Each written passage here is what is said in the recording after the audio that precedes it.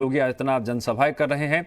सीधे रुख करते हैं जनसभा का, जहां मुख्यमंत्री योगी आदित्यनाथ रैली को संबोधित कर रहे हैं। जितना बचाव कर पाएंगे बीमारी समाप्त होगी और प्रधानमंत्री मोदी जी के नेतृत्व में बीमारी को काफी हद तक नियंत्रण किया जा चुका है। ईश्वर चाहेंगे तो अगले 1-2 महीनों के अंदर बीमारी को भवे के लिए समाप्त करने में भारत को सफलता प्राप्त हो जाएगी। तब तक वैक्सीन और दवा भी आ जाएगी, लेकिन बचाव तो हमें करना ही होगा।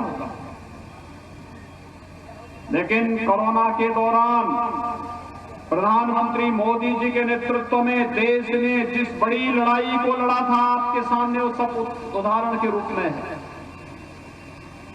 कितनी मजबूती के साथ लॉकडाउन होते ही प्रधानमंत्री गरीब कल्याण पैकेज की घोषणा, हर गरीब को राशन देंगे, जनधन अकाउंट धारी जितनी भी माताएं होंगी उनके अकाउंट में 500 रुपए महीने उपलब्ध करवाएंगे, हर किसान के खाते में 2000 रुपए उपलब्ध करवाएंगे, वृद्धावस्था पेंशन, विधवा पेंशन और दिव्यांग जनों के पेंशन के खाते में अतिरिक्त पैसा उपलब्ध करवाएंगे।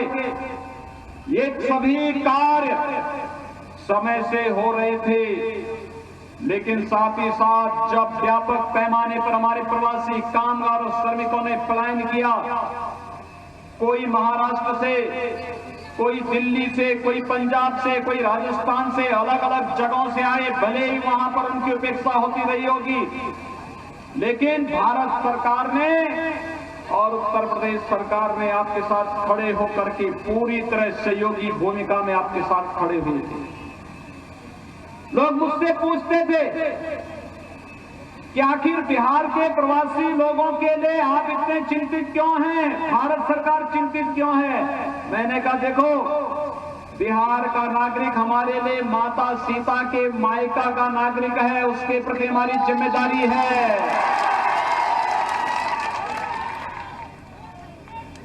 मां सीता के प्रति हमारी श्रद्धा और सम्मान का भाव है, इसलिए किसी भी बिहारी नागरिक को, वह हमारा अपना नागरिक है, कोई कष्ट नहीं होना चाहिए।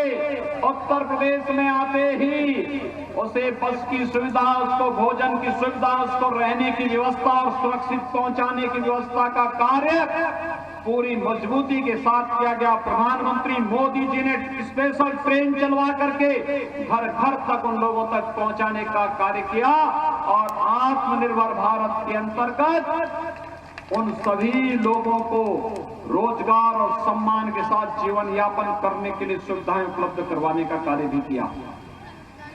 भाइयों बहनों, तमाम प्रकार के नारे लग रहे हैं। आपने देखा होगा बिहार में भी एक नारा लग रहा है रोजगार का। आखिर कांग्रेस ने देश के अंदर सर्वाधिक समय तक शासन किया। बिहार के अंदर राजद और कांग्रेस के नेतृत्व की सरकार को 15 वर्षों तक शासन करने का अवसर प्राप्त हुआ था। इन वर्षों में इन्होंने क्या किया?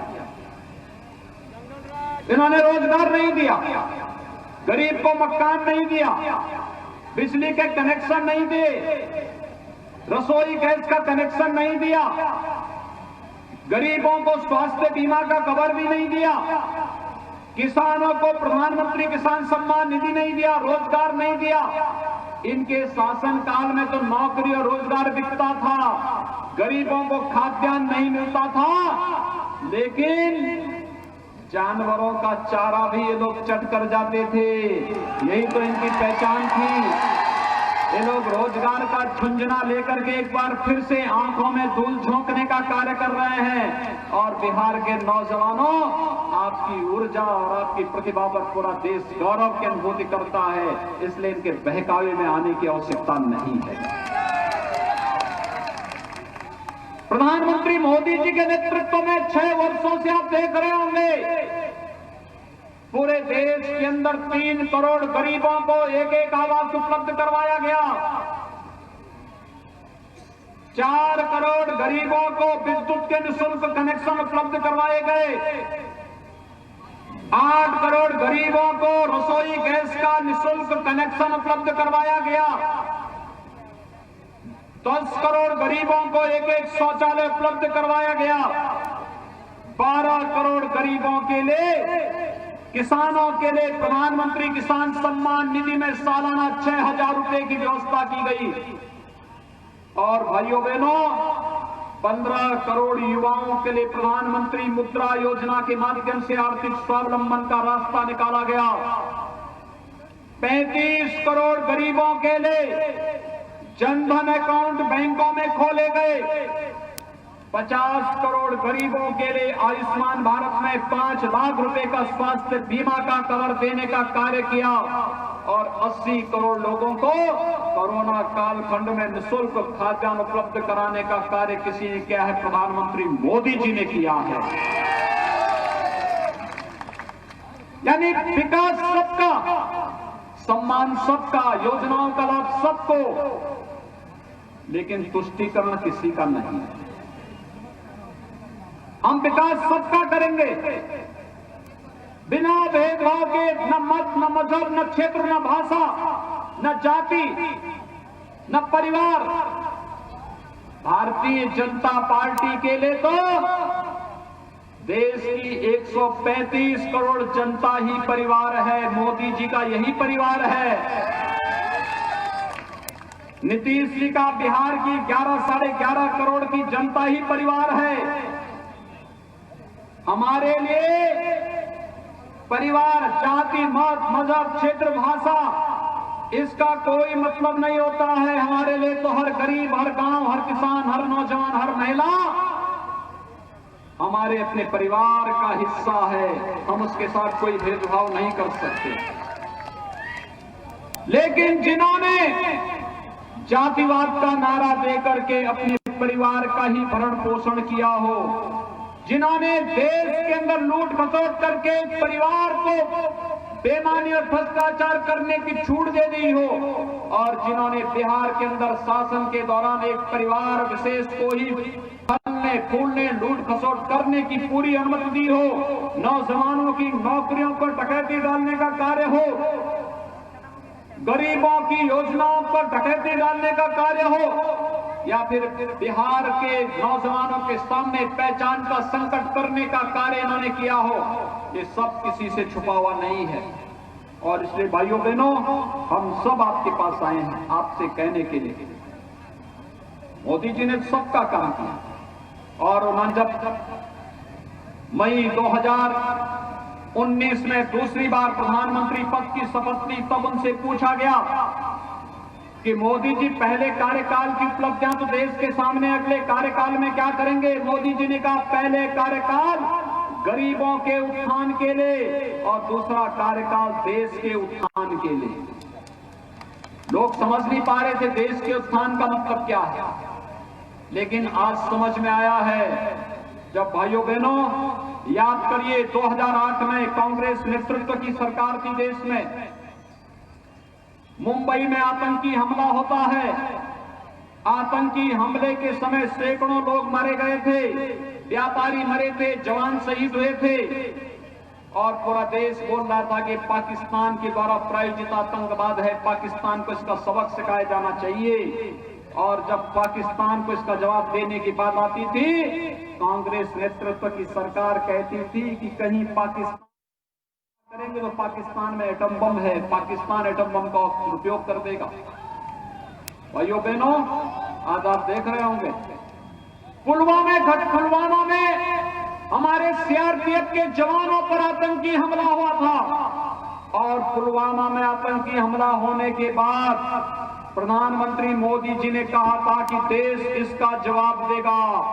और जवाब कैसे दिया? भारत के बहादुर जवानों ने पाकिस्तान के अंदर घुस करके आतंकी कैंपों को नष्ट करने का कार्य किया था।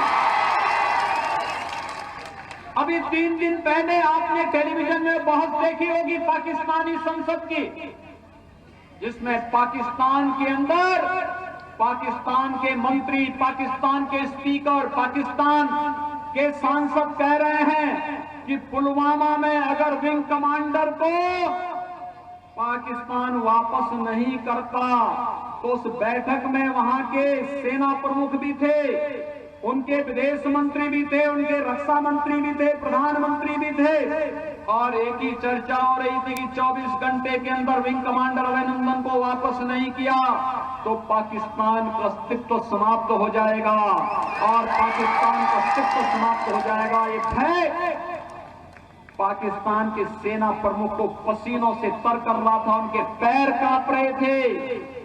यह भय पाकिस्तान के विदेश मंत्री और वहां के प्रधानमंत्री को भी था, वहां के रक्षा मंत्री को भी था। ये सच सबने देखा। और भाइयों बहनों, ये है नया भारत।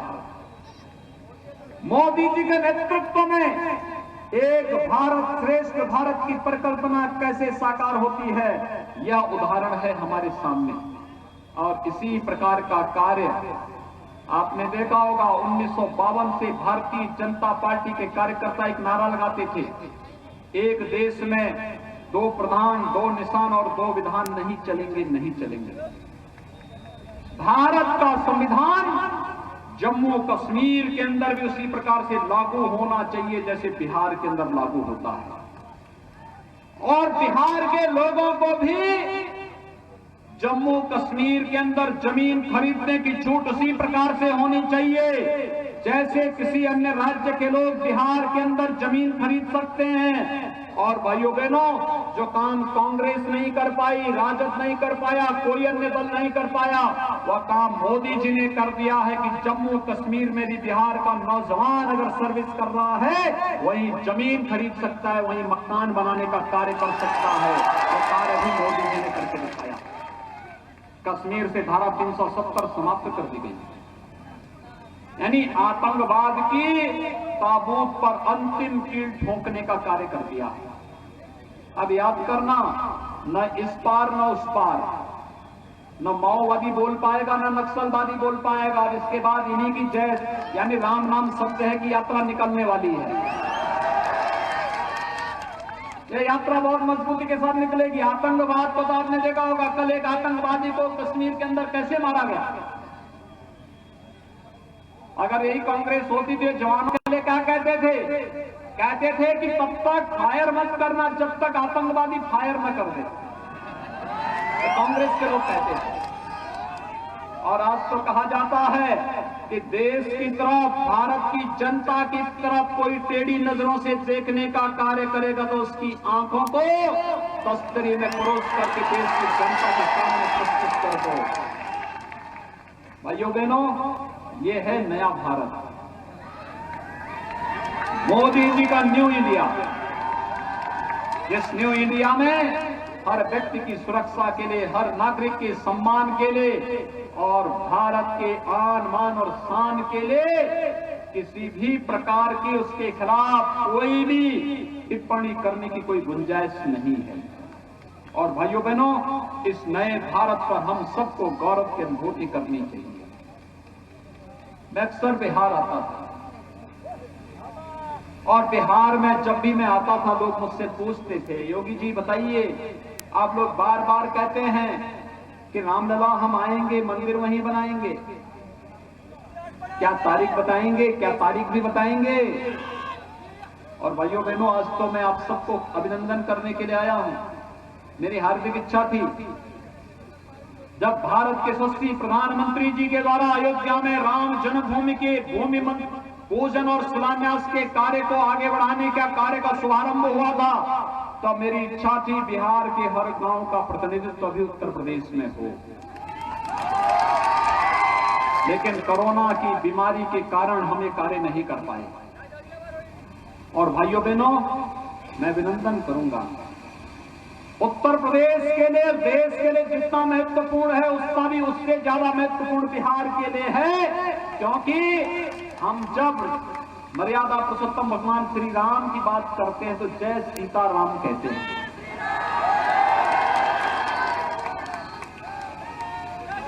ये जय श्री राम भी, श्री का मतलब माता सीता से ही है। भाइयों बहनों, उससे ज्यादा महत्व बिहार के लिए है कि आज जो बिहार के लोगों का सपना था, अयोध्या में 500 वर्षों से जिस पीड़ा को लेकर के संघर्ष कर रहा था, एक एक बिहारी संघर्ष करता था, और कहता था कि माता सीता का इस सपना अयोध्या में भगवान राम का भव्य मंदिर के निर्माण का मार्ग प्रशस्त हो, कौन करेगा? आखिर वह कार्य भी मोदी जी ने पूरा कर दिया। ये है नया भारत। और इसलिए भाइयों बहनों, आज हम सब आपके बीच आए हैं आपसे कहने के लिए, बिहार विधानसभा का चुनाव चल रहा है। कल प्रधानमंत्री मोदी जी ने आकर के कहा भी, डबल इंजन की सरकार कैसे कार्य करती है। केंद्र में मोदी जी और बिहार के अंदर नीतीश जी के नेतृत्व में जब सरकार एक साथ मिलकर के कार्य करेगी तो भारत का सपना साकार होगा। हर गरीब के घर तक विकास पहुंचेगा, हर नौजवान के हाथ को रोजगार आएगा। और इस रोजगार और विकास के लिए आज बिहार के अंदर एनडीए की सरकार आवश्यक है। और इसलिए आप सबसे अपील है, जहां कहीं भी भारतीय जनता पार्टी, जदयू और सहयोगी दलों के प्रत्याशी चुनाव लड़ रहे हैं, इन सबको भारी बहुमत से विजयी बनाने की अपील करने के लिए आज विशेष रूप से मैं आपके बीच आया हूं। ये क्षेत्र वैसे भी डॉक्टर संजय जायसवाल जी बिहार के लोकप्रिय भारतीय जनता पार्टी के अध्यक्ष के रूप में कार्य कर रहे हैं। कोरोना कालखंड के दौरान सेवा ही संगठन का उदाहरण बना करके भारतीय जनता पार्टी के एक एक पदाधिकारी को, एक एक कार्यकर्ता को जनता की सेवा के लिए घर तक भेजने का जो कार्य उन्होंने किया वह अभिनंदनीय है। और आज के इस अवसर पर मैं उनका अभिनंदन करते हुए आप सबसे अपील करूंगा, भारतीय जनता पार्टी ने श्री प्रमोद कुमार सिन्हा को रक्सौल विधानसभा सीट से अपना प्रत्याशी बना करके आप सबके बीच में उतारा है। भाइयों बहनों, इतनी भारी संख्या आपकी यहां पर है, आप सबसे मेरी अपील है, विकास के लिए और समृद्धि के लिए हमें जाति से ऊपर उठना पड़ेगा, क्षेत्र मत मजहब से ऊपर उठना पड़ेगा। और इसके लिए भारतीय जनता पार्टी ने प्रमोद कुमार सिन्हा को अपना प्रत्याशी बनाकर आपके बीच उतारा है। यहां पे जितने लोग हैं सब प्रमोद जी को, भारतीय जनता पार्टी को वोट देंगे ना? सभी लोग पीछे भी जो वहां कुर्सियों में बैठे हुए हैं, स्टेडियम की कुर्सियों में, इधर भी उधर भी, सभी लोग थोड़ा आप भी बोलिए, आप लोग सभी वोट देंगे? सभी लोग सहमत हैं? आप सबसे अपील है, आपके पास स्मार्टफोन होगा, स्मार्टफोन से अपने नातेदार, रिश्तेदार, मित्र, शुभचिंतक जो भी होगा, इन सबसे अपील कि जहां से भी भाजपा और जदयू के प्रत्याशी लड़ रहे हैं उनको भारी बहुमत से विजयी बनाने में आप योगदान देंगे। श्री प्रमोद कुमार सिन्हा को कमल चुनाव चिन्ह पर 7 नवंबर को होने वाले चुनाव में भारी बहुमत से विजयी बनाने की अपील करते हुए आप सबको मैं अपील करूंगा, भारी बहुमत से विजयी बनाएं। यही अपील करते हुए वाणी को देता हूं विराम। जय जय श्री राम, जय जय श्री राम, जय जय श्री राम।